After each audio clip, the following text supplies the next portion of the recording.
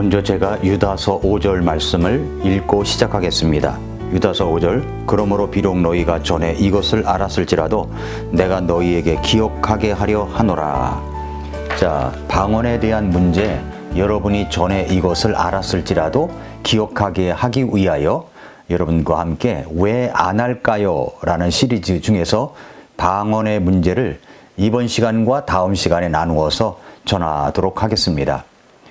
대형교회 목사님들 가운데 예배 시간에 공개적으로 방언하는 모습을 영상으로 예배 시간에 한 것을 영상으로 본 적이 있습니다. 랄랄랄랄랄라 하면서 말이죠. 이상한 문장들을 반복합니다. 소위 방언이라고 하는 것입니다. 이런 방언들은 정말로 난무합니다. 대형교회 목사님 가운데 어떤 분이 그렇게 하고 있으니까 다 그렇게 해야 되는 줄 알고 있습니다. 방언 못하면 신앙심도 없는 것처럼 이야기합니다. 어느 대형교회 장로는 자기가 기도하면 성령을 받는다고 주장합니다. 자기에게 안수받으면 성령을 받은 증거로 방언을 한다고 주장합니다. 과연 이런 방언, 안수기도로 받는다는 성령, 이 모든 것이 성경적일까요? 진짜일까요? 그런데 성서침례교에 오면 이런 방언을 하지 않습니다. 아니, 이런 방언은 인정하지도 않습니다. 성서침례교회는 다른 기성교회에서 모두들 하고 있는 것들을 하지 않는 것들이 있습니다. 왜 안 할까요? 성서침례교회는, 강동 성서침례교회는 방언을 하지 않습니다. 방언을 인정하지 않습니다. 성서침례교회뿐만 아니라 근본주의 침례교회들, 미국이나 한국이나 필리핀이나 세계 곳곳의 어느 나라에서도 방언을 인정하지 않습니다. 방언을 하지 않습니다. 왜 그럴까요? 왜 안 할까요? 왜 방언을 하지 않는지 그 이유에 대해서 내용이 길기 때문에 나누어서 두 차례에 걸쳐서 상세하게 설명해 드리도록 하겠습니다. 논쟁도 많고 경론도 많은 부분이기 때문에 자세하게 성경적인 이유를 제시하도록 하겠습니다. 고린도전서 13장 8절은 이렇게 말씀합니다. 사랑은 결코 없어지지 아니하나 대언들은 있다 해도 없어질 것이요 타 언어들, 이게 방언입니다. 타 언어들도 있다 해도 그칠 것이며 지식이 있다 해도 사라지리라.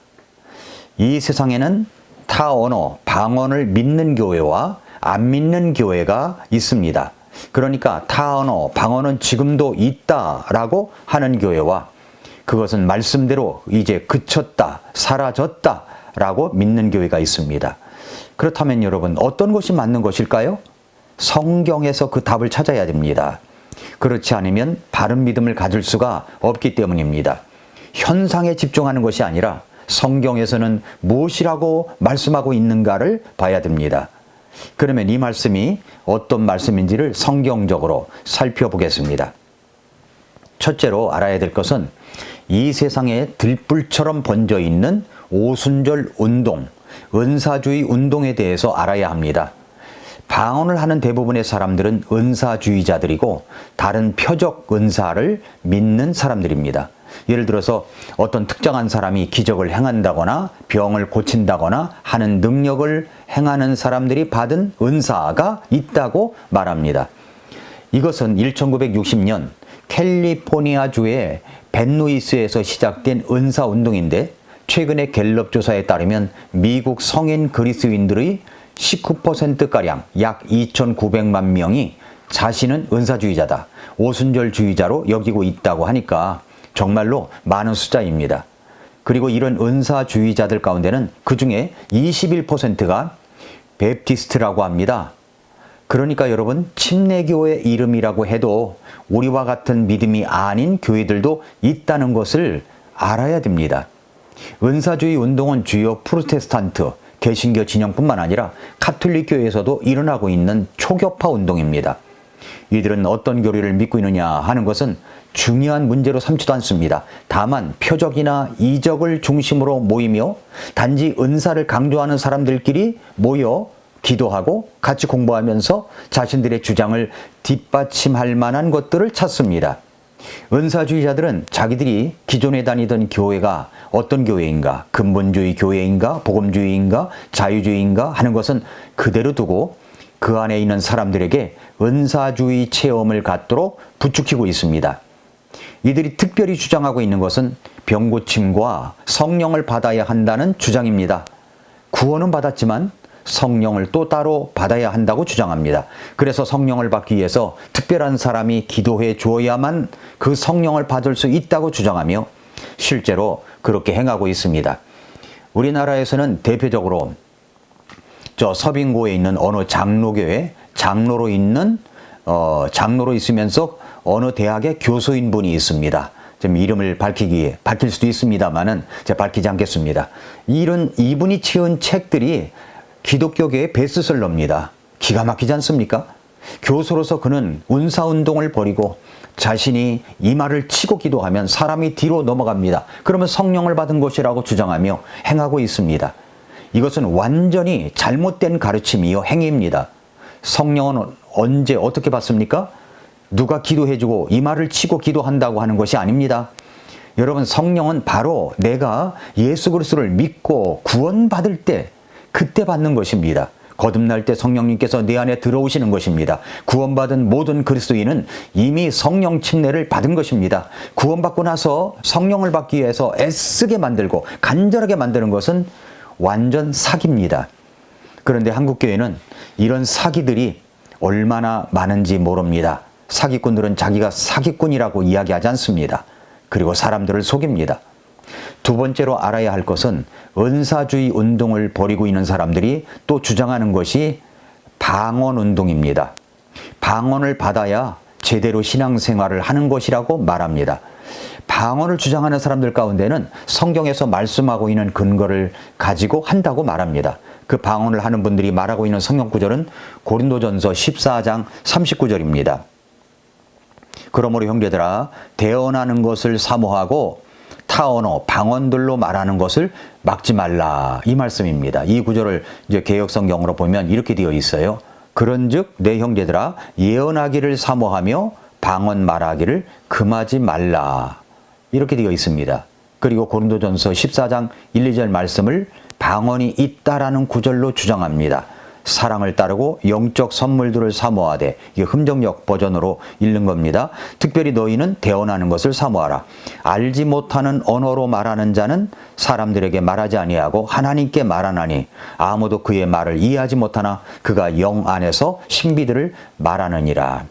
자, 이 말씀을 한번 살펴보면 먼저 고린도전서 14장 39절의 내용을 관찰을 해보고 해석을 해보겠습니다. 그러므로 형제들아, 대언하는 것을 사모하고 타 언어들로 말하는 것을 막지 말라. 자, 우리 교회는, 강동 성서 침례교회는 근본주의 침례교회입니다.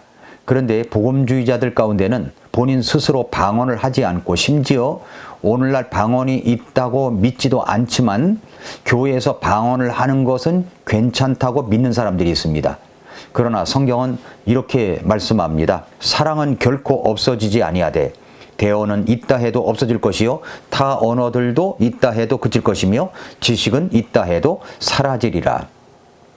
그러니까 타 언어, 방언은 있다 해도 그칠 것이라고 말씀하셨습니다. 이 구절은 방언이 그치는 것은 확실한데 언제 그칠 것인지에 대해서 확실히 이야기하고 있지 않습니다. 그러나 방언은 그친다는 것만은 사실입니다. 고린도전서 13장 8절부터 12절에 있는 은사들, 이 선물들을 보면 영원한 것과 일시적인 것이 있다고 분명히 말씀합니다. 일시적인 것이 무엇입니까? 예를 들어서 대언, 타언어, 방언, 그리고 지식입니다. 하나님의 말씀을 받아서 대신 전하는 대언도 없어지고 지식도 사라지게 됩니다. 없어지고 사라진다는 말, 대언과 지식은 외부의 어떤 힘에 의해서 끝나게 될 것으로 보여집니다. 그 외부의 힘이란 바로 완전한 것입니다. 완전한 것이 오면 대언과 지식은 그치게 될 것입니다. 고린도전서 13장 9절과 10절에 보면은 우리가 부분적으로 알고 부분적으로 대언하나 완전한 것이 오면 그때에는 부분적인 것이 없어지리라 라고 했습니다. 그러면 그 완전한 것이 무엇입니까? 그 완전한 것에 대한 해석도 두 가지로 나눕니다. 하나는 신약 성경의 완성이다 라고 보는 것이고 또 하나는 예수님의 재림이다 라고 보는 사람들이 있습니다. 만약에 그 완전한 것이 신약 성경이라면 그렇게 믿는다면 저는 그렇게 믿고 있습니다만은 대언과 지식은 오래전에 이미 끝난 겁니다. 9절은 부분적으로 알고 대언하는 것에 대해서 말하고 있으며 10절은 완전한 것에 대해서 말하고 있습니다. 완전한 것이란 부분적인 것의 완성입니다. 따라서 완전한 것은 지식과 대언의 완성 혹은 완성된 성경에 있는 하나님의 완전한 계시가 될 것입니다. 방언은 분명 일시적인 것입니다. 어떻게 믿든 일시적인 것입니다.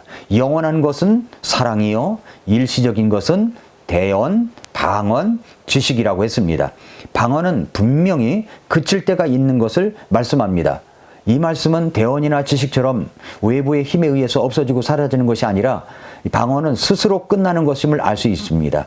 이것으로 볼 때 방언은 스스로 그치게 될 것입니다.